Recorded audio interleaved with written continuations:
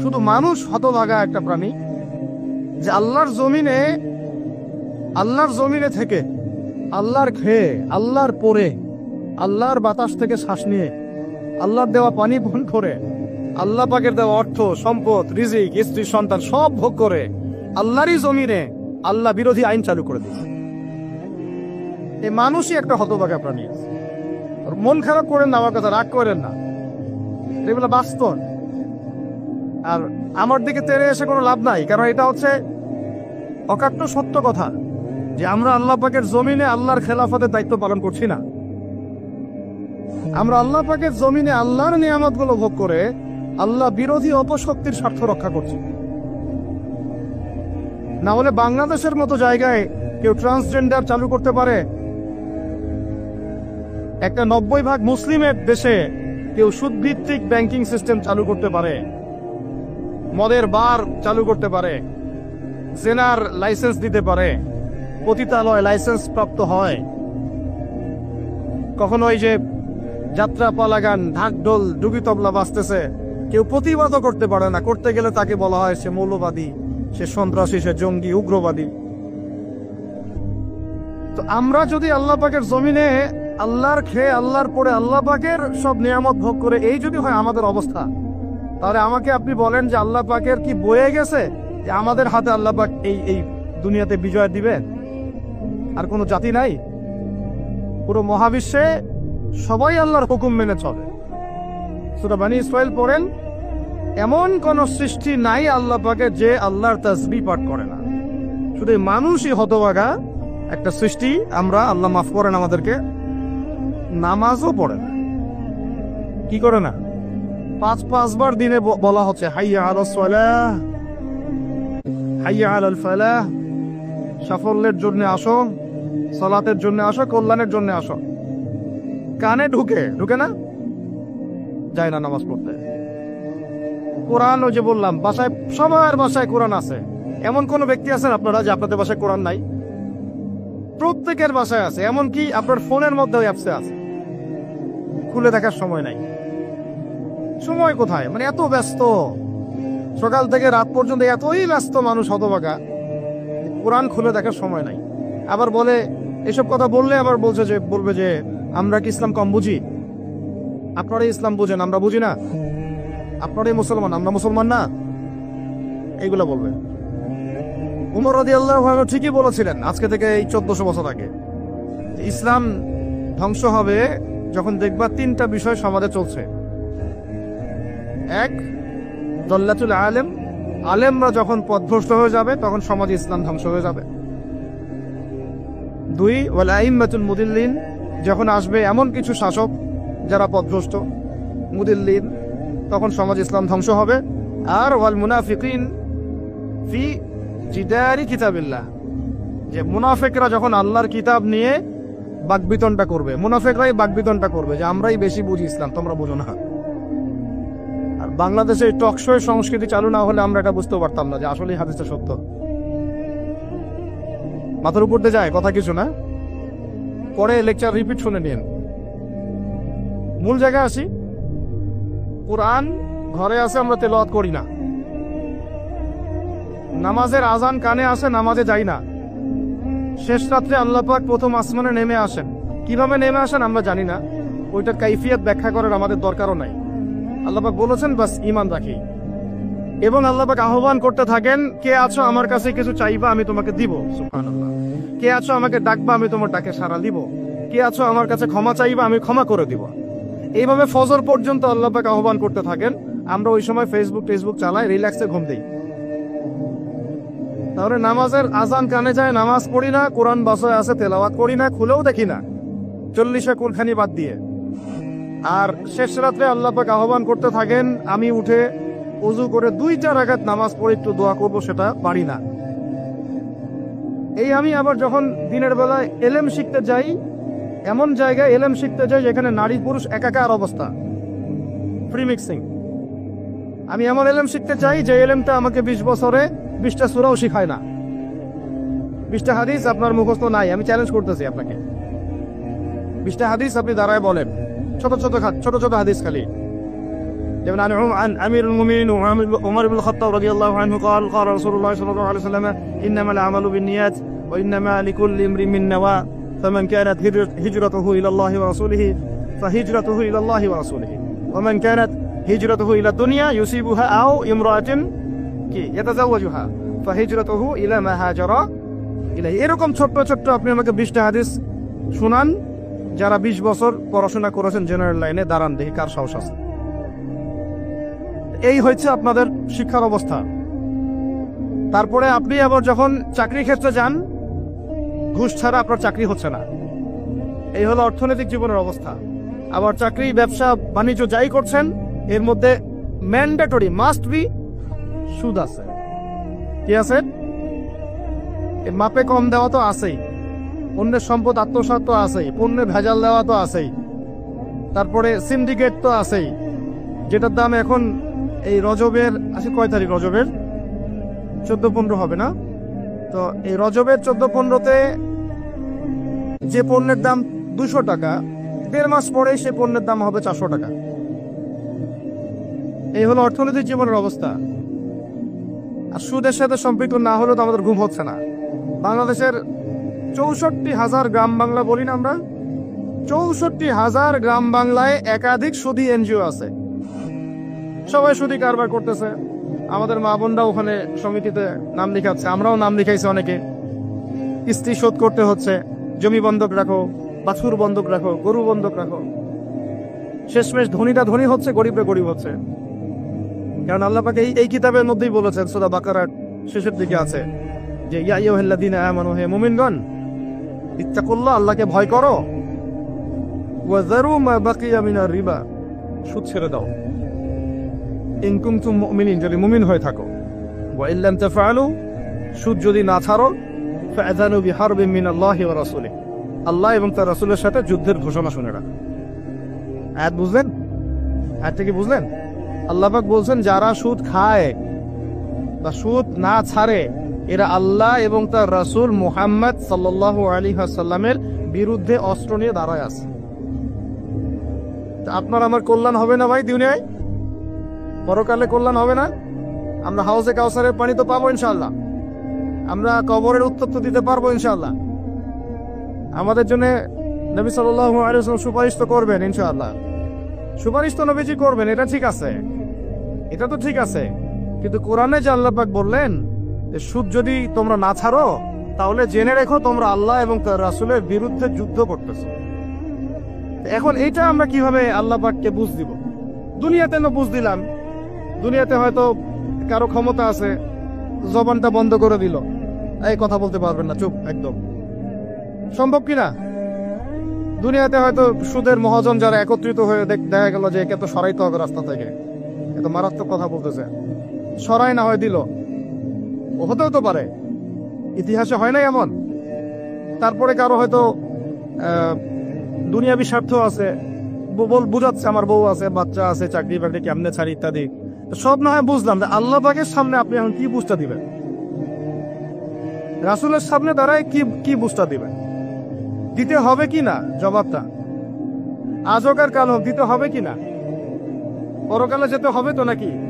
তো তাই যদি হয়, এটা যদি আমাদের ফাইনাল ডেস্টিনেশন হয়, চূড়ান্ত গন্তব্য হয়, তাহলে কোন ব্যক্তি বুদ্ধিমান, যে দুনিয়াতে সংশোধিত হয় সে, নাকি পরকালে যে ব্যক্তি অপেক্ষায় বসে থাকে সে? এখন এই সংশোধনের দিকে যদি আমরা দাওয়াত দিই, আমরা কি মৌলবাদী হয়ে যাব? সমাজের শত্রু হয়ে যাব? দেশ ও জাতির শত্রু হয়ে যাব? সুদী কারবার ছাড়া অর্থনৈতিক বিষয় কি চালানো সম্ভব না? হ্যাঁ, যখন এই সুদী ব্যাংকিং সিস্টেম, ওয়ার্ল্ড ব্যাংকেরটা তো 1995-এর দিকে আসছে। তারও আগে ছিল ওই যে ব্রিটেনের দি ব্যাংক অফ ব্রিটেন, যেটা প্রথমে ছিল, প্রথমের দিকে আর কি। ও সারা বিশ্বকে শাসন করতে এক সময়। তার আগে করেছে জার্মানি, তারপরেও আসছে ও। এই পশ্চিমাদের দৌরত্ব ফরাসি বিপ্লবের পরে। তো ওয়ার্ল্ড ব্যাংক আসছে 1995-এর দিকে, 45-এর পরে। এর আগে মুসলমানরা বিশ্ব শাসন করে নাই, 4 খলিফা করেন নাই, উমাইয়ারা, আব্বাসীয়রা, ফাতেমেরা, মুঘলরা, তুর্কিরা, ওসমানীয়রা, তারা কি বিশ্ব শাসন করে নাই? তো তখন কি সুদ দিয়ে পুরো বিশ্বের অর্থনীতি পরিচালিত হয়েছে? বিকল্প কোনো ব্যবস্থা কি কোরআন এবং হাদিসে নাই? তো যদি সেটা থাকে আর আমরা যদি এটাকে পাশ কাটায় যাই, গিয়ে পশ্চিমাদের এই অর্থনীতি যদি আমরা গ্রহণ করি, সেভাবে জীবনযাপন করতে থাকি, তো আল্লাহর সামনে কি ভাই আমাদেরকে দাঁড়াতে হবে না? আল্লাহ পাক আমাদের সবাইকে যেন কথাগুলো মন দিয়ে বোঝার তৌফিক দান করেন। এখন যদি পুরো সিস্টেমটা আমরা চেঞ্জ করতে না পারি, ওই ক্ষমতা আমাদের নাই মনে করেন, ব্যক্তি জীবন থেকে সুদ দূর করা যাবে না? আমাকে কি রাষ্ট্র প্রশাসন একদম সুদ না খাইলে অ্যারেস্ট করে নিয়ে যাবে? আমি যদি বলি আমি সুদ খাবো না, সুদ ভিত্তিক ব্যাংকিং সিস্টেমে আমি ডিলিংস করব না, অ্যাকাউন্ট থাকতে পারে আপনার, কিন্তু আপনি ডিলিংস করতেছেন না, ঠিক আছে? সুদের টাকা যদি আসেও ওটা আপনি ছেড়ে নিচ্ছেন না, এবং সুদি এনজিও কারবার এগুলোর সাথে আপনি যুক্ত হচ্ছেন না, তো আপনাকে কি অ্যারেস্ট করে নিয়ে যাওয়া হবে জেলখানায়? কেন খাচ্ছিস না বলেন, নিয়ে যাওয়া হবে? এখনো ওই রকম দুঃসাহস দেখানোর মতো লোক বাংলাদেশে আসে নাই যে আপনি সুদ না খাইলে আপনাকে জোর করে ধরে নিয়ে যাবে। আছে এরকম কেউ? কখনো করবে না তারা এই কাজটা, ইনশাআল্লাহ। আর যদি করে তাহলে তো আল্লাহর গজব নেমে আসবে। তো এখন তাহলে সুদ খাচ্ছে কে? আপনি, আমি নিজেই। কে খাচ্ছে তাহলে? আমরা নিজেরাই খাচ্ছি। হয় আমি খাচ্ছি, না হলে আপনি খাচ্ছেন, না হলে আপনার স্ত্রী খাচ্ছে, না হলে আপনার বাবা খাচ্ছে। অতএব সুদের মধ্য দিয়ে আমরা আল্লাহ এবং রাসূলের সাথে সরাসরি যুদ্ধ করতেছি। বদরের যুদ্ধে কি আবু জাহেলরা পরাজিত হয় নাই? উহুদের যুদ্ধে, খন্দকের যুদ্ধে, মুতা, ইয়ারমুকে, এই শতাব্দীর পর শতাব্দী আল্লাহ এবং তার রাসূলের বিরুদ্ধে যারা দাঁড়াইছে তারা কি কখনো টিকতে পারছে? আজকে পশ্চিমারা সারা বিশ্বকে এভাবে সুদখোর বানিয়ে দিয়েছে, আর প্রত্যেকটা মুসলিম কান্ট্রি এর খপ্পরে পড়ে গেছে, বের হতে পারতেছে না। বের হওয়ার জন্য শুধু একটা জিনিস দরকার, একটা জিনিস, সেটা হচ্ছে আল্লাহ এবং তার রাসূলের প্রতি পরিপূর্ণ বিশ্বাস, ঈমান। এইটা আমাদের অর্জন হয় নাই, এটাই সত্য কথা। অর্জন যদি হতো তাহলে আমরা বিকল্প চিন্তা করতে পারতাম। যদি আফগানিস্তান আগামী 10 বছর এভাবেই অর্থনীতি চালাতে পারে, এখন তাদের যে অবস্থা, আগামী 10 বছর যদি আর নতুন করে যুদ্ধ বিগ্রহ না হয় এবং তারা যদি এভাবেই আরো 10 বছর তাদের ডাবল কারেন্সির অর্থনীতি চালাতে পারে, সুদহীন, জাকাত ভিত্তিক, ইসলামিক, আমাদের বিশ্বাস আগামী 10 বছরে দেখবেন তারা মার্কিন ডলারের উপরে আধিপত্য বিস্তার করেছে, ইনশাআল্লাহ। ইনশাআল্লাহ। আমি ইকোনমিক্স নিয়ে পড়াশোনা করেছি ভাই, এমনি কথা বলতেছি না। অনলাইনে যারা আপনাদেরকে এইসব তালগোল মার্কা কথাবার্তা বুঝায়, যে কাগজের টাকা নিয়ে উল্টাপাল্টা কথা বলছে, ইলেকট্রনিক মানি নিয়ে উল্টাপাল্টা কথা বলতেছে, বিটকয়েন, ক্রিপ্টোকারেন্সি নিয়ে কথা বলতেছে উল্টাপাল্টা, ভাই এগুলো আমরা জেনে বুঝে কথা বলতেছি, জেনে বুঝে পড়াশোনা করে এগুলোর উপর আমরা থিসিস করেছি ইউনিভার্সিটিতে, এগুলোর উপরেই। এমনি কথা বলতেছি না যে পেপার মানি আপনার পকেটে, আমার পকেটে যেটা আছে আপনার পকেটেও সেটাই আছে, এর ভিতরেও সুদ আছে। ইলেকট্রনিক মানি যেগুলো আমরা ইউজ করতেছি এগুলোর ভিতরেও সুদ আছে, অল্প হোক আর বেশি হোক।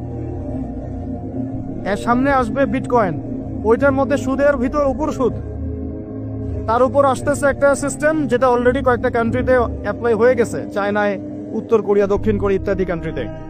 এটা হলো ক্যাশলেস সোসাইটি, মানে কোনো ক্যাশই থাকবে না সোসাইটির মধ্যে, ডিজিট থাকবে, খালি ডিজিট। মানে আপনি বলতে পারবেন না যে আমার 1 লক্ষ টাকা আছে, যদি বলে 1 লক্ষ টাকা আছে, টাকাটা আমার হাতে দেন দেখি, আপনি হাতে দিতে পারবেন না, দেওয়ার মতো কিছু নাই। ওইটা আপনার ডিজিটে থাকবে, নাম্বারে, ফিগারে, 1 লাখ, এটা ফিগার। ইতিহাসে এমন কোন কারেন্সি আসে নাই যেটা ধরাও যায় না, ছোঁয়াও যায় না, পকেটেও রাখা যায় না। এটা আসতেছে সামনে। যারা বুঝে না এগুলা, আমরা আক্রমণাত্মক কথা বলতে চাচ্ছি না, আল্লাহ পাক তাদেরকে হেদায়েত দান করুন। যারা বুঝে না তারা মনে করতে পারে এগুলো হচ্ছে ভবিষ্যৎবাণী, আদতে এইগুলো বর্তমান বিশ্বে চলতেছে, আমাদের সেই সম্পর্কে জ্ঞান নাই। আমরা অনেকেই ক্যাশলেস সোসাইটি প্রতিষ্ঠার চেষ্টা করতেছি, এটার মধ্যে যতটুকু কল্যাণ আছে না তার চেয়ে বেশি অকল্যাণ আছে। যখন আমরা একটা জিনিস চালু হয়ে যায় তখন সবাই কিন্তু প্রতিবাদ করি না, যখন চালু হয়ে যায় তারপরে ওরা যখন ইসলাম বিরোধী এজেন্ডা বাস্তবায়ন করে তখন আমাদের টনক নড়ে। এক্সাম্পল দেই একটা, তাহলে বুঝবেন। আজকে ট্রান্সজেন্ডার নিয়ে যারা পেট্রোনাইজ করতেছে, পিছন থেকে ফান্ডিং করতেছে, এটাকে প্রমোট করতেছে, অনলাইন অফলাইন যেখানে ঢুকবেন খালি এগুলোই দেখা যাচ্ছে, এর পিছনে একটা সুদী এনজিওদের হাত আছে। কাদের হাত আছে? যে এখন সারা দেশে যখন এরা কারবার শুরু করেছিল, তখন আমরা কিন্তু সবাই মিলে এইভাবে প্রতিবাদ করি নাই। আজকে যখন তারা একটা জিনিসকে প্রতিষ্ঠা করার চেষ্টা করতেছে ওদের স্বার্থে, ইসলামের বিপক্ষে, এখন আমাদের অনেকে টনক নড়তেছে যে আরে এ কি হচ্ছে, আমাদের মুসলমানদের বাচ্চারা এগুলো কি শিখতেছে। সমস্যা হচ্ছে আমরা সমস্যা আসলে শুরুতে বোঝার মতো ওই নূর, বাসিরা, হিকমা আমাদের এখনো পয়দা হয়নি। এবং শেষে গিয়ে একদম কি বলে ওটাকে, মাঝপথে গিয়ে যখন দড়িয়ে যখন নৌকা ডোবা শুরু করে, তখন আমাদের হুঁশ ফিরে আরে কি হচ্ছে। তো আল্লাহ পাক আমাদেরকে বিজয় দিবেন এটা প্রতিশ্রুতি দিয়েছেন। যে এটা নিয়ে কথা বলতে গেলে ভিতরে চলে গেছে। আমার সমস্যা এটাই, আলোচনা করতে গেলে একটু বেশি ভিতরে চলে যাই, পরে আর বেরোতে পারি না। আপনারা কি আলোচনা বুঝতে পারতেছেন? আল্লাহ পাক আমাদেরকে প্রতিশ্রুতি দিয়েছেন যে তোমরা দুশ্চিন্তাগ্রস্ত হয়েও না, তোমরা টেনশন করো না, ভয় পেও না, হীনবল হয়েও না, আনচুমুলে আয়লাও না, তোমরাই বিজয়ী হবে এই দুনিয়াতে এবং আখিরাতে, তোমরাই বিজয়ী হবে ইন কুনতুম মুমিনিন, যদি প্রকৃতপক্ষে মুমিন হয়ে থাকো। আমাকে বলেন, যারা আজান শুনেও নামাজে যায় না এরা কি মুমিন? বলেন। আপনি মনে করছেন আমি জুমার নামাজ তো পড়ি, ঈদের নামাজ তো পড়ি। এমনও হতভাগা মানুষ আছে পৃথিবীতে যাদের নামাজ প্রথমবার তারা নামাজ পড়ে জানাজার নামাজ। আছে না ভাই? আল্লাহ পাক আমাদের সবাইকে 5 ওয়াক্ত নামাজি হওয়ার তৌফিক দান করেন। এবং কাজা নামাজ অনেকের আছে, আল্লাহ পাক সেগুলো আদায় করার তৌফিক দান করেন। আপনারা যখন হজ উমরা সফরে যাবেন বেশি বেশি সেখানে নামাজ পড়বেন, কারণ ওখানে 1 রাকাত নামাজ হারাম শরীফে পড়লে 1 লক্ষ রাকাতের নেকি হয়। আর মদিনা মুনাওয়ারায় পড়লে, মানে হারামে পড়লে 1000 নেকি হয়। আর এই দুইটা আমরা খুব ভালো জানি, মিম্বরে আলোচনা হয় খুব, মাশাআল্লাহ, তাই না? তো নসিহত হচ্ছে ওখানে গিয়ে আমরা বেশি বেশি নামাজ পড়বো, নফল নামাজ, ঠিক আছে? কাজা নামাজগুলো হিসেব করে আদায় করার চেষ্টা করবো ইনশাআল্লাহ। তবে হাদিসে আরেকটা জায়গা আছে, ওইটা আমরা ভুলে গেছি। আরো একটা মসজিদ আমাদের আছে ভাই, যেখানে 2 রাকাত নামাজ পড়লে জীবনের সব গুনাহ মাফ হয়ে যায়। ওইটা আমাদের পাঠ্যপুস্তকে নাই, আমাদের চেতনায় নাই, আলোচনায় নাই, মিম্বরে নাই, খুতবায় নাই। সেই মসজিদ কোথায়? ওই মসজিদ কি আমাদের না ইহুদিদের? কি মনে হয় আপনাদের? ওই আল-আকসা কি আমাদের না ওদের? ওইখানে 2 রাকাত নামাজ পড়লে, সফর করে 2 রাকাত নামাজ পড়লে জীবনের সব গুনাহ মাফ হয়ে যাবে। ওইখানে আমরা এখন ঢুকতে পারি না। কারো কোনো ফিকির আছে? ইয়াংদেরকে বলতেছি ভাই, লেকচারগুলো আমাদের বেশিরভাগই ইয়াংদের জন্য।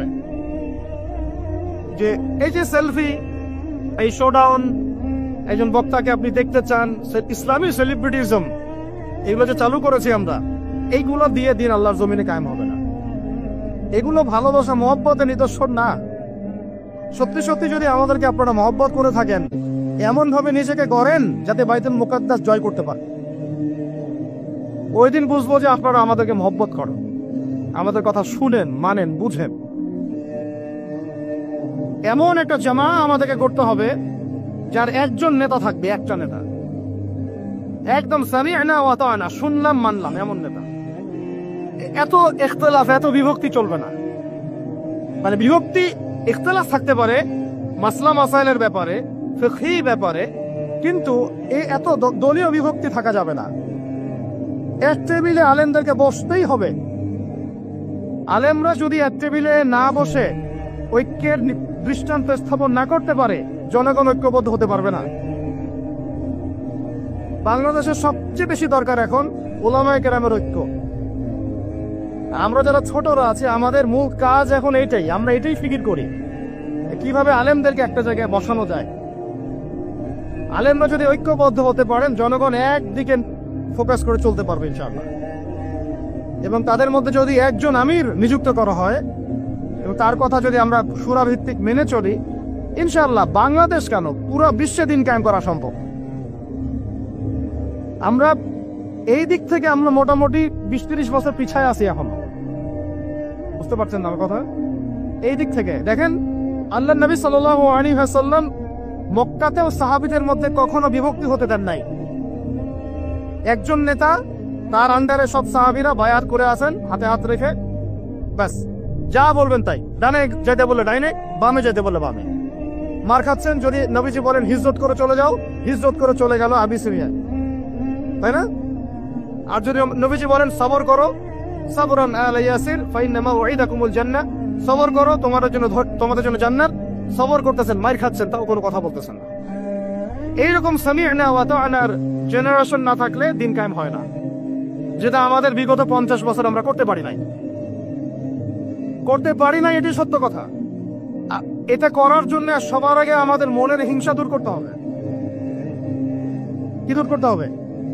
মনের হিংসা দূর করতে হবে, মনের অহংকার দূর করতে হবে, নিজেকে ছোট মনে করা শিখতে হবে। আমি ছোট মানুষ, বড়রা যে দায়িত্ব দিবেন সেটা পালন করব, আলেম ওলামার সহবতে থাকবো, তাদের পরামর্শ চলবো, আমাকে যেভাবে গাইড করেন সেভাবে চলবো, যখন যে দায়িত্ব আসবে সেটা পালন করব। চিন্তা এরকম না থাকলে আপনি চলতে পারবেন না, বিদ্রোহী হয়ে যাবেন তখন। বেয়াদবি, এই যে প্রথম একটা কথা বলছি, বেয়াদবি। আমরা অনেকেই বড় বড় বরেণ্য আলেমদের সাথে বেয়াদবি করছি, তাদের মান-ইজ্জত হানি করছি। অনলাইনে লাইভে চলে আসলাম, একটা কথা বলে দিলাম, একটা পোস্ট দিয়ে দিলাম, ভাবছি আমি ইসলামের বড় উপকার করে ফেললাম। আদতে আমি বিশৃঙ্খল একটা অবস্থা ছিল, আরো বিশৃঙ্খলতা বাড়ালাম। আমি কাছাকাছি তো আনতেই পারলাম না। কিছু মানুষের কাজ দেখলে মনে হচ্ছে যে তাদের একটাই কাজ। কি একটাই কাজ? অনলাইনে একটা একটা করে আলেম, একটা একটা করে বক্তা, একটা একটা করে দায়ীর নাম ধরে ধরে সমালোচনা করা। এটা করে আপনি দিনের কি উপকারটা করতেছেন? এই কাজগুলো করে আপনি দিনের কোন জায়গায় খেদমতটা করতেছেন বলেন? এতে করে মানুষের দিন সম্পর্কে, সেই আলেম সম্পর্কে, সেই বক্তা সম্পর্কে, সেই ওস্তাদ সম্পর্কে, সেই ইসলামী দল সম্পর্কে কি ভালো ধারণা সৃষ্টি হচ্ছে না খারাপ? আমরা যদি প্রশ্ন করি যে আপনি নিজের চেহারাটা একটু আয়নায় দেখেন না, আপনার ভিতরে কি কোনো দোষ নাই? আপনি কি এই উম্মার নেতৃত্ব দেওয়ার যোগ্যতা অর্জন করেছেন? কতগুলো কিতাব পড়েছেন? কি ডিগ্রি অর্জন করেছেন? কতটুকু সার্টিফিকেট অর্জন করেছেন? কতটুকু তাজকিয়া অর্জন করেছেন? কতটুকু আপনি নূর অর্জন করতে পারলেন? কতটুকু বাসিরা আছে আপনার? কয়টা মসজিদ করেছেন? কয়টা মাদ্রাসা করেছেন? কয়টা ইসলামিক সংগঠন করলেন? কয়টা কিতাব লিখলেন? কয়টা লেকচার দিলেন? আপনি নিজে কি করলেন দিনের জন্য? এই চিন্তাটা করা দরকার নাই যে আমি নিজে কি করলাম দিনের জন্য, ও কি করলো, ওর কি খেদমত, ওর কি দোষ, ওর কি ত্রুটি, এইগুলোর চর্চায় আমরা ব্যস্ত হয়ে আছি এখন। এই একটা কারণে আমাদের ওলামায়ে কেরামদের মধ্যে ঐক্য হচ্ছে না, দুর্ভাগ্যজনকভাবে। কারণ আমরা একটা শ্রেণী আলেমদের ইজ্জত ধোয়ার পিছনে লেগে গেছি। একজন আলেম বা একটা ভুল করছে, ভাই আলেম মানুষ তো, কেন বেয়াদবি করতে হবে আপনাকে? কেন আপনাকে একটা সেশন করতে হবে? কেন একটা এটা করতে হবে, সেটা করতে হবে? চুপ করে থাকেন আপনি। পারলে তার সাথে আপনি পার্সোনালি দেখা করেন, তার কাছে যান, তার কথার পিছনের কারণটা খুঁজে বের করার চেষ্টা করেন। ইসলামের খেদমত এগুলো হচ্ছে না, ওইদিকে যেতে চাচ্ছি না। একটা রিকোয়েস্ট করবো আপনাদেরকে যে আমরা সবাই একটা দায়িত্ব কাঁধে নেই। এই উম্মতকে বিজয়ী করার জন্য আমারও কিছু দায়িত্ব আছে। আপনার দায়িত্ব নেই ভাই? আপনি আয়নার সামনে আজকে রাত্রে দাঁড়ায় অনেস্টলি সততার সাথে দাঁড়াবেন, দাঁড়ায় আপনার চেহারা আয়নায় দেখবেন, দেখে চিন্তা করবেন যে আসলে আমি আজ পর্যন্ত এই উম্মাকে কি দিয়েছি। বলেন কি বললাম ভাই? আয়নার সামনে দাঁড়ায় কি বলবেন? আমি আদনান, আমি আব্দুর রহমান, আমি আব্দুর রহিম, আমি অমুক, আমি তমুক, আমি ইসলামকে, উম্মাকে, আল্লাহকে, রাসূলকে কি দিয়েছি এই পর্যন্ত। যদি আপনার মনের মধ্যে সততা থাকে, জবাব ওই আয়নার তাসবির আপনাকে দিয়ে দিবে। একটা উর্দু শের আছে, চেহারে তো আকসর ধোকা দেতি হ্যায়, সচ তো আইনা বলতি হ্যায়। মানে চেহারা তো বেশিরভাগ সময় ধোকা দেয় মানুষকে, সত্য কথা বলে আয়নার প্রতিবিম্ব। আল্লাহর ওয়াস্তে নিজের আত্মসমালোচনা করি, আমরা উম্মাকে কি দিলাম এটার ফিকির করি। এখন যদি উত্তর আসে যে আমি অনেক দিয়েছি উম্মাকে, আমি একদম কামেল হয়ে গেছি, তাহলে বুঝবেন আপনার মধ্যে ইবলিসের চরিত্র আসছে। ইবলিসই বলতে পারে যে আমি সবার চেয়ে শ্রেষ্ঠ। ওই যে বলে নাই, আনা খায়রুম মিনহু, আমি আদমের চেয়ে শ্রেষ্ঠ। খলাকতানি মিন নার, আমাকে আগুন দিয়ে সৃষ্টি করেছেন। খলাকতাহু মিন তিন, তাকে মাটি দিয়ে সৃষ্টি করেছেন। এই কেবার যদি চলে আসে বুঝবেন আপনি ধ্বংস হয়ে গেছে। ফেরাউন বলেছিল আনা রব্বুকুমুল আ'লা, আমি তোমাদের মহান রব। নাউযুবিল্লাহ। আর একজন আল্লাহর বান্দা খালি বলবে আল্লাহুম্মা ইজআলনি ফি আইনি সগীরা ওয়াজআলনি ফি আ'য়ুনিন নাসি কাবীরা। আল্লাহ তুমি আমাকে নিজের চোখে ছোট বানায় দাও আর অন্য মানুষের চোখে আমাকে বড় বানায় দাও। আমিন। আত্মসমালোচনা করতে হবে কিনা ভাই? এখন যদি আমার উত্তর আসে যে না আমি তো আসলে ভাই কিছু করতে পারি নাই, টুকটাক কিছু লেকচার দিয়েছি এতটুকুই, এখনো আমি উম্মাহকে ঐক্যবদ্ধ করতে পারি নাই, উলামায়ে কেরামকে এক জায়গায় আনতে পারি নাই, আমি এখনো কোনো ইসলামিক বড় কোনো অ্যাসোসিয়েশন ফর্ম করতে পারলাম না, এখন পর্যন্ত আমি 100টা কিতাব লিখতে পারি নাই, এখনো আমি ইফতা দেওয়ার মতো বা মুফতি হওয়ার মতো যোগ্যতা অর্জন করিনি, এখনো আমার কোরআনের কত জ্ঞান শেখা বাকি, কত আলেমের সোহবতের থেকে নূর নেওয়া বাকি, এখনো কত দূর যাওয়া বাকি। এই চিন্তাগুলো যদি মনের মধ্যে আসে তখন দেখবেন রাতে আপনার ঘুম হারাম হয়ে গেছে। তখন আপনার প্রচেষ্টা চলবে ইনশাল্লাহ কিভাবে এগুলো আপনি অর্জন করতে পারবেন। ওই গুটি কয়েক মানুষকে দিয়ে দিন কায়েম হবে ইনশাল্লাহ। আমার কথায় রাগ করলেন নাকি? একটু মন খারাপ করলে আল্লাহ পাক ওই ওসিলায় যদি আপনাকে আবার দিনের দিকে নিয়ে আসেন, আমার লেকচার ওয়াজ করা সার্থক। একটু আঘাত পাইলে আমি খুশি হব। সরকার, প্রশাসন, আম জনগণ, আমাদের মা বোন, আপনারা, আমাদের পরের প্রজন্ম, কেউই আমাদের শত্রু না। আমাদের শত্রু বরং আমার বা আমাদের চেয়ে ভালো কোনো বন্ধুই নেই আপনাদের। আমার বা আমাদের চেয়ে ভালো কোনো বন্ধু নাই আপনাদের। যারা আছে এদের ব্যাপারে একটা স্টেটমেন্ট বলে দিই আমি, যে তুঝ জैसा दोस्त हो তো দুশ্মন কি কোই জরুরত নেই। ওরকম বন্ধু যদি থাকে তাহলে দুশ্মনের কোনো দরকার হবে না। এই বিশ্বে যারা পশ্চিমাদেরকে বন্ধু বানাইছে ওদের কোনো দুশ্মনের দরকার নাই। একদম খোলামেলা বলে, ইসরায়েলের সাথে যারা আতাত করেছে ওদের দুশ্মনের দরকার নাই। পশ্চিমা আমেরিকাদের সাথে যারা বন্ধুত্ব করে চলছে এতে দুশ্মনের কোনো দরকার নাই। দেখে নিন, এদের চরিত্র হচ্ছে এরা একটা মুখ নিয়ে আপনার সামনে আসবে, ওদের একটা স্বার্থ পিছনে থাকবে, ওই স্বার্থ উদ্ধার করার জন্য বন্ধুর বেশে আপনার সামনে আসবে। এরপর স্বার্থ উদ্ধার করা শেষ, আপনার গর্দান নামাই দিবে। তারপরে বিশ্বাস করতেছেন না? আমরা ওদেরকে চিনি, কারণ আমরা আল্লাহর কিতাব পড়ি রে ভাই।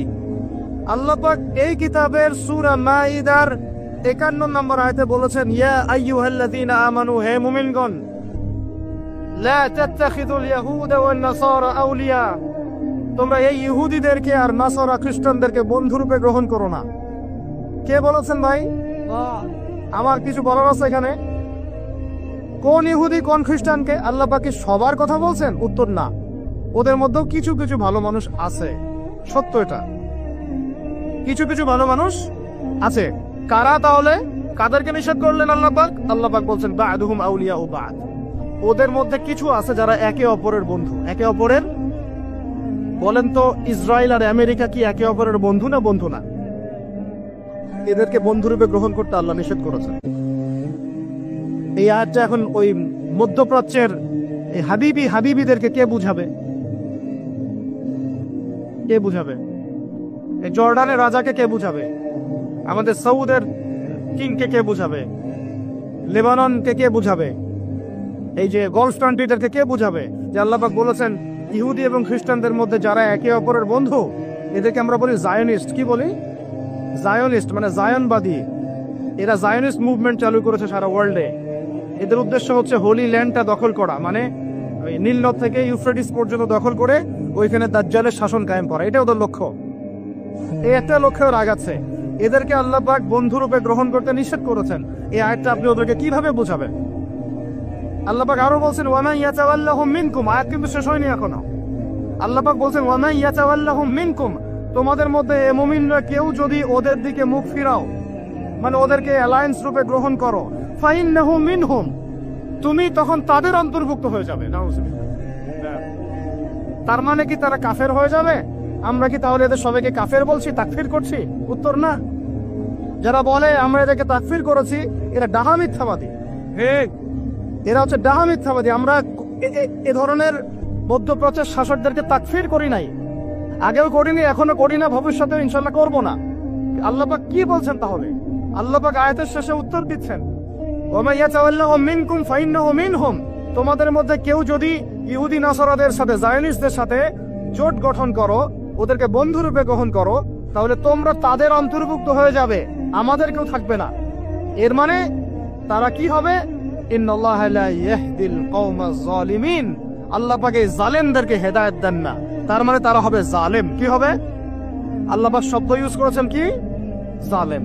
অতএব যদি কেউ জায়নিস্টদেরকে মিত্ররূপে, বন্ধুরূপে গ্রহণ করে, সে ব্যক্তি হোক, সমাজ হোক, সরকার হোক, রাষ্ট্র হোক, সে জালেম হয়ে যাবে। কি হবে ভাই? সে কি কাফের হবে? উত্তর না। কাফের হবে? কি হয়ে যাবে? জালেম। ইন্নাল্লাহা লা ইয়াহদিল কওমাজ জালিমিন। আল্লাহ পাক জালেমদেরকে হেদায়েত দেন না। এই জন্যই তো মদের বার ওপেন করতেছেন, এখন কনসার্ট করতেছেন, হ্যালোইন করতেছেন, এইটা করতেছেন, ওইটা করতেছেন। কেন? আল্লাহ পাক নারাজ হয়েছেন। আল্লাহ পাক কি হয়েছেন? নারাজ হয়েছেন আল্লাহ পাক। এখান থেকে ফিরে না আসলে আল্লাহ পাক ধরবেন। এখান থেকে আপনি বুঝতে পারছেন যে পুরো বৈশ্বিক প্রেক্ষাপটে আমাদের অবস্থাটা কি। আরো একটা আয়াত আছে, এটা সূরা বাকারায়, এটা আরো মারাত্মক। এটা আল্লাহ পাক তার নবীকে বলছেন যে ওয়ালান তারদা। ভালো করে শোনেন যুবকরা, আল্লাহ পাক বলছেন ওয়ালান তারদা। আপনারা হয়তো অনেকে গ্রামার জানেন না, যারা মাদ্রাসা ব্যাকগ্রাউন্ডে তারা জানে, বুঝবেন। এখানে এমন একটা কথা বলা হচ্ছে যে কখনোই তারা সন্তুষ্ট হবে না। ওয়ালান তারদা আনকাল ইয়াহুদা, নাকি ইয়াহুদ, ওয়ালান তারদা আনকাল ওয়ালান তারদা আনকাল ইয়াহুদ ওয়ালান নাসারা হাত্তা তাত্তাবিআ মিল্লাতাহুম। কি কঠিন কথা, কি স্পষ্ট কথা। আমরা কি আল্লাহ পাককে তাফসীর শিখাইতে যাব? আমরা কি আল্লাহ পাককে তাউইল শিখাইতে যাব? আমরা কি আল্লাহকে ব্যাখ্যা শিখাইতে যাব? আল্লাহর কালামের স্পষ্ট কথার কোনো ব্যাখ্যার দরকার নাই। এটা তো আয়াতুল মুহকামাত, এটা তো মুতাশাবিহাত আয়াত নয়। আল্লাহ পাক বলছেন ওয়ালান তারদা, কোশ্চিন কালেও সন্তুষ্ট হবে না, আনকা, হে নবী, তোমার উপরে। কারা সন্তুষ্ট হবে না? আল ইয়াহুদ ওয়ালান নাসারা, ইহুদি এবং নাসারা। এরা কোশ্চিন কালেও তোমার উপরে হে নবী সন্তুষ্ট হবে না। হাত্তা তাত্তাবিআ মিল্লাতাহুম, যতক্ষণ না তুমি ওদের মিল্লাত, ওদের ধর্ম গ্রহণ করছো। আর কিছু বলতে হবে ভাই? আপনি যদি এখন ওদের শিক্ষা, ওদের সংস্কৃতি, ওদের রাজনীতি, ওদের বিশ্ব রাজনীতি, ওদের কূটনীতি, ওদের মানে যা যা আছে, ওদের যা কিছু আছে, দর্শন, এগুলোর সামনে আত্মসমর্পণ করেন, বলেন হ্যাঁ এগুলো খুব ভালো, আমরা এগুলো মেনে নিচ্ছি, হ্যাঁ তোমরা আমার দোস্ত বন্ধু, ওরা আপনার কোনো ক্ষতি করবে না, কোনো ক্ষতি করবে না। কিন্তু যদি আপনি এগুলোর বিরুদ্ধে দাঁড়ান, না তোমাদের এইসব গডলেস, উল্টা পাল্টা, আল্লাহ বিরোধী শিক্ষা, এগুলো চলবে না, তোমাদের সুদভিত্তিক অর্থনীতি চলবে না, তোমাদের এই আল্লাহ বিরোধী এই যে জিও পলিটিক্স চলবে না, তোমাদের এই মুসলিমদের উপর অত্যাচার, নিধন, এগুলো চলবে না, তোমাদের এইসব জুলুম নির্যাতন চলবে না, এইগুলো কথা যদি আপনি বলে ওদের বিরুদ্ধে দাঁড়ান, কথা দিয়ে দাঁড়ান, কলম দিয়ে দাঁড়ান, অ্যাসোসিয়েশন দিয়ে দাঁড়ান, বা একটা জাতিগতভাবে প্রতিবাদ করেন, বা আপনি ওদের জুলুমের বিরুদ্ধে দাঁড়িয়ে যান, বলেন যে না আমরা ফিলিস্তিনিদের পাশে আছি, প্রয়োজনে আমরা ওদের পক্ষে যুদ্ধ করব, এই ধরনের কোনো কথা যদি আপনার মুখ দিয়ে বেরিয়ে যায়, মুখ ফসকেও যদি বেরিয়ে যায়, দেখবেন ওরা পুরো শক্তি নিয়ে আপনার বিরুদ্ধে ঝাঁপায় পড়ছে। বুঝতে পারেন নাই মা? আর কেমনে বললে বুঝবেন আমার জানা নাই। এর চেয়ে আর খোলামেলা কোনো কথা বলা সম্ভব না। এই হলো কোরআনের কথা। আরো আছে, আরো বলি একটা, নিতে পারবেন তো? এটা নিতে পারবেন তো? আল্লাহ নেওয়ার তৌফিক দান করেন। কোরআনের কিছু আয়াত আছে সবাই নিতে পারে না। কোন আয়াত আছে শুনলে মানুষ মনে করে যে কোরআন তো আমার জন্যই নাজিল হয়েছে, আর কোন আয়াত আছে শুনলে মানুষ মনে করে এই আয়াতটা নাজিল করার কি দরকার ছিল। এখন এই যুগ চলতেছে, সব মানতে রাজি, কিসের পর্দার কি দরকার? সব মানি কোরআনের, যাকাত ভিত্তিক, কিসের জাকাত দেওয়ার কি দরকার? সব মানি, চোরের আবার হাত কাটতে হবে কেন? মানবতা বিরোধী কাজ। সব মানি কোরআনের, ব্যভিচার করলে রজম কেন করতে হবে? এটা তো বর্বর মধ্যযুগীয় আইন। কথা বুঝতে পারে না? কোরআনের সবাই নিতে পারে না। কোরআনে 400 থেকে 450 জায়গায় আছে যে আল্লাহ রাব্বুল আলামিনের দিন প্রতিষ্ঠার জন্য তোমরা দাওয়াতের পাশাপাশি জিহাদ করো। কি করো? ওই শব্দ নিতেই পারে না মানুষ, শুনলেই যারা ইসলামের বিরুদ্ধে আছে, সরাসরি বিরুদ্ধে আছে, ওরা তো এমনি নিতে পারেই না, এটা আলাদা বিষয়। যারা দাড়ি টুপিওয়ালা কালিমা পড়া কিছু মুসলমান আছে, মুনাফেক নামধারী মুসলমান, এরাও নিতে পারে না। দেখেন নাই কি অবস্থাটা হইলো অক্টোবর মাসে, এই যে প্যালেস্টাইন ইস্যু নিয়ে এই প্রকাশ্য একটা জিহাদ চলতেছে ইহুদিদের সাথে, একদম স্পষ্ট, সবাই চিনতেছে কারা হকপন্থী কারা বাতিলপন্থী। একটা মানুষ যে নামাজ পড়ে না সেও চিনতে পারতেছে যে হ্যাঁ এরা জালেম, এরা মাজলুম, তাই না? প্রশাসনের 98% ভাই এইটাই বিশ্বাস করে যে ইসরায়েল জালেম, এই ফিলিস্তিনের ভাইরা মাজলুম। অনেক ভাইয়ের সাথে আমাদের দেখা হয়, কথা হয়, চা খাই। আল্লাহ পাক একটা জায়গা দিয়েছেন আলহামদুলিল্লাহ মহব্বতের। তারা বলে যে হুজুর, যদি সত্যি আমাদের সুযোগ থাকতো বা আমাদেরকে যদি আল্লাহ পাক সুযোগ দিতেন, ওই রকম কোন নেতা আমাদের থাকতো, আমরা সবার আগে গিয়ে ওখানে যুদ্ধ করতাম। তা আমাদের দেশে প্রশাসনের লোকজন বলছে, কথা বুঝতে পারতেছেন? কিন্তু মুসলমান নামধারী, আলেম নামধারী, দাড়ি টুপিওয়ালা বুঝতে পারলো না যে ওই ভাইরা মাজলুম আর এরা জালেম। এরকম চলমান তাজা একটা জাজল্যমান ইস্যুতেও ঘুরিয়ে ফিরিয়ে ইনিয়ে বিনিয়ে ইসরায়েলের পক্ষ নেওয়া শুরু করল। এটা দিয়ে বলতে বলতে আমি ক্লান্ত হয়ে গেছি, আর আমি এগুলো বলতেও চাই না, আমার লজ্জা লাগে। এদের বিরুদ্ধে দু একটা কথা বলতে আমার এনার্জি লস হয় এবং লজ্জাও লাগে। নির্লজ্জ শ্রেণী, নির্লজ্জ। দেখেন সিরাজউদ্দৌলার নাম শুনেছেন? বেচারা পরাজিত হয়েছে। বেচারা কি হয়েছে? কিন্তু লড়াই করে পরাজিত হয়েছে। মির্জাফরের নাম শুনেছেন? ও বেটা ব্রিটেনের হাত ধরে জয়লাভ করেছে, জয়লাভ করে মসনদেও বসেছে, কিন্তু কিয়ামত পর্যন্ত মানুষ গাদ্দারদেরকে মির্জাফর নামে ডাকে। কথা বুঝতে পারেন নাই? তো সবসময় দুনিয়ার সাফল্য, দুনিয়ার বিজয়, দুনিয়ার আধিপত্য সবকিছু না। জনগণ সব বুঝে এখন। বাংলাদেশের ইয়াং জেনারেশন স্পেশালি, তারা অনেক পড়াশোনা করে, এখন বুঝে, আলেমদের সাথে থাকে। হক বাতিল এভাবে আপনি আলাদা করতে পারবেন না, হককে বাতিল, বাতিলকে হক বানাইতে পারবেন না। ইনশাল্লাহ হক হকের জায়গায় স্পষ্ট থাকবে, বাতিল বাতিলের জায়গায় স্পষ্ট থাকবে। এই সময়গুলোতে মানুষ বলেছে যে যে ভাইরা শিশু হত্যার প্রতিবাদ করতেছে, বোনদের ইজ্জত নিধনের প্রতিবাদ করতেছে, বোম্বিং এর প্রতিবাদ করতেছে, এদের আকীদা ঠিক নাই, এদের মানহাজ ঠিক নাই, এরা সঠিক মুসলমান না। এরকম অবস্থায় মানুষ বলেছে আইয়ুবী রাহিমাহুল্লাহ যখন আক্রমণ করে বাইতুল মুকাদ্দাস জয় করেছিলেন, উনারও আকীদা মানহাজ ঠিক ছিল না। এরকম অবস্থায়ও মানুষ বলেছে বাংলাদেশের মাটিতে বসে দাড়ি টুপিওয়ালা পাগড়ি জুব্বা নিয়ে বলেছে যে হামাস এটা বিচ্ছিন্ন জনগোষ্ঠী এবং ওই নাকি অপরাধী, সক্ষমতা নাই, কেন সে যুদ্ধ করতে গেল। বলেছে যে হামাসকে সৃষ্টি করেছে নাকি ইসরায়েল। তো এই হলো অবস্থা। না এদের আকীদার কোন সঠিক জ্ঞান আছে, না সত্যিকারের মানহাজের সঠিক জ্ঞান আছে, আর না ইতিহাসের কোন সঠিক জ্ঞান আছে। হামাস সৃষ্টি হয়েছে 1994 সালের দিকে। কত সাল বলেন? 1989 থেকে 92 সালের মধ্যে একটা চুক্তি হয়েছিল। আমি তো বলি আমার সামনে বসান, আর বসতে চাইলে অনলাইনে বাহাসের কথা বলে, তো অনলাইনে না, যদি পান আপনারা ধরে নিয়ে আমাদের মাদ্রাসায় নিয়ে আসবেন। ধরে কি করবেন? আমাদের মাদ্রাসার সামনে বসায় দিবেন। অনলাইনে কোনো বাহাস হয় না, অফলাইনে হবে, সামনাসামনি। কিতাব যত কিতাব আছে নিয়ে আসুক, সমস্যা নাই, কিন্তু অনলাইনে না। হবে কোথায়?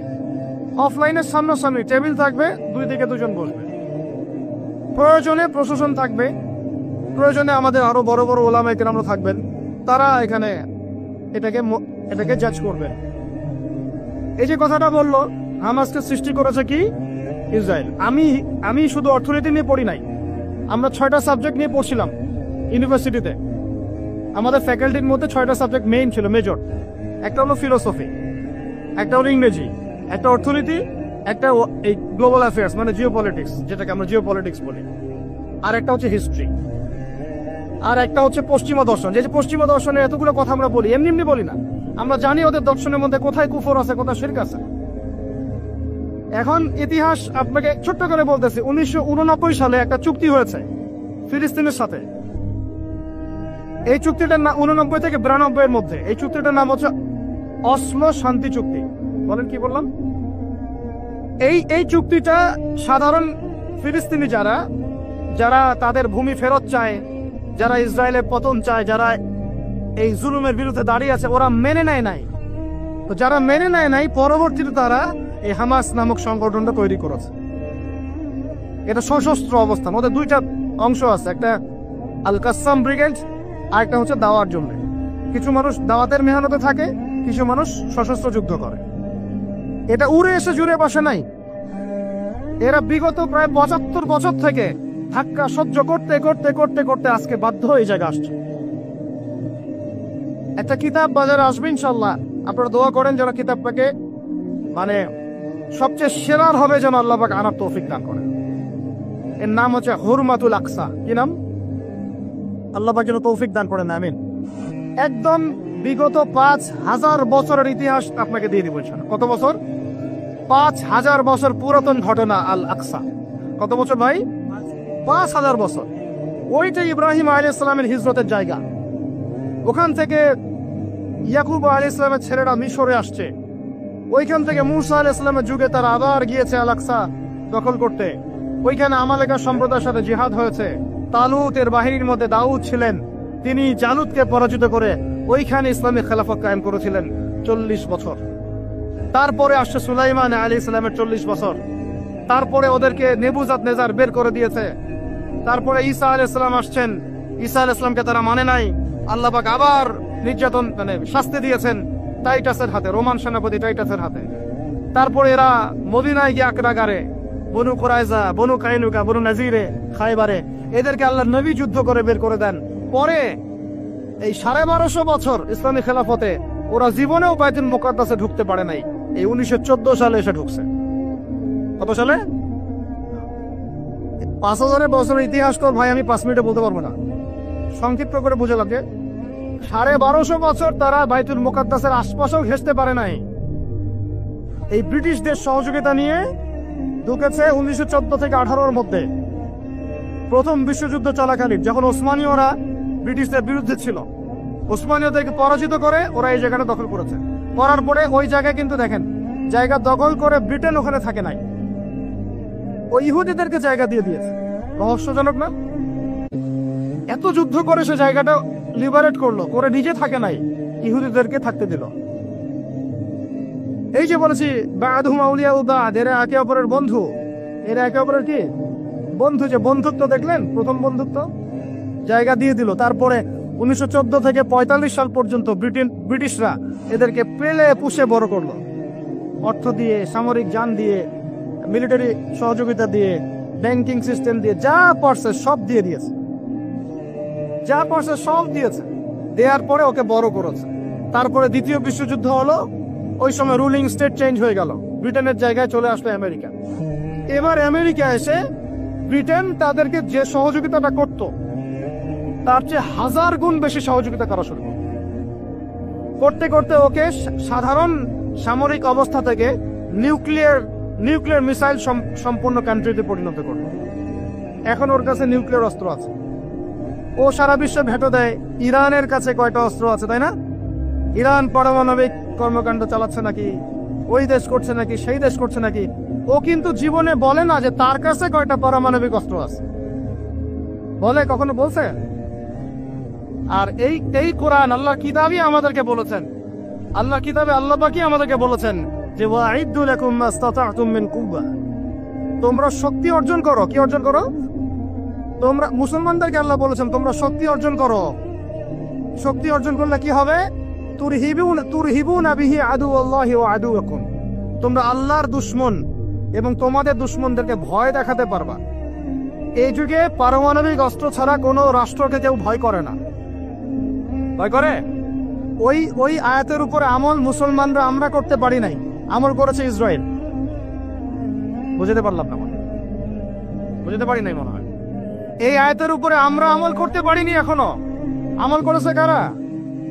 ও শত শত পারমাণবিক অস্ত্র তৈরি করে রেখে দিয়েছে, বাংকার তৈরি করা আছে, বাংকার, যে অচিরেই যদি সারা বিশ্ব জুড়ে একটা তৃতীয় বিশ্বযুদ্ধ লেগে যায় এবং পারমাণবিক অস্ত্র প্রয়োগ করা শুরু হয়, ও যেন বাংকারের নিচে, মাটির নিচে 100 ফিট, 200 ফিট, 300 ফিট, 500 ফিট নিচে গিয়ে লুকাতে পারে।